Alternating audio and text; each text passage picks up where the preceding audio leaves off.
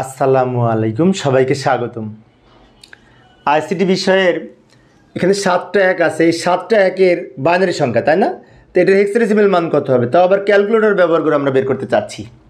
তো ক্যালকুলেটর ব্যবহার করে বাইনারি থেকে হেক্সাডেসিমাল করার জন্য মোড চেঞ্জ করে বাইনারি মোডে নিতে হবে ক্যালকুলেটরকে। তার জন্য ওই অন করার পরে অনের বাম পাশে যে মোড আছে, 2 বার মোড 1 বার 3, 2 বার মোড 1 বার 3, তাহলে এই ডি মোডে এসেছে, ক্যালকুলেটর ডি মোডে এসেছে, মানে ডেসিমেল মোডে।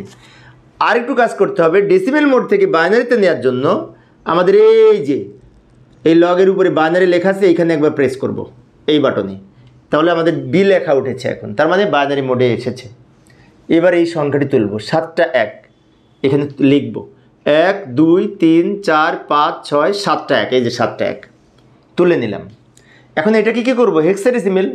তো হেক্সাডেসিমেল করার জন্য আমরা এই যে সমান আছে না, সমানে আগে প্রেস করব, সমান বাটনে ক্লিক করে এই যে হেক্সা সমান, তারপরে হেক্সা সমান, তারপরে হেক্সা তোলার পরে 7F, 7F সংখ্যাটি হেক্সাডেসিমেল সংখ্যা, তার ভিত্তি 16 হয়েছে।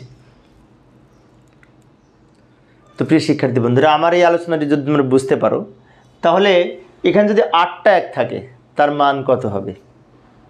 8টা যদি এক থাকে তাহলে তার হেক্সাডেসিমাল মান কত হবে সেটি ক্যালকুলেটরে বের করে উত্তর কত হয়েছে কমেন্টসে জানানোর চেষ্টা করবে।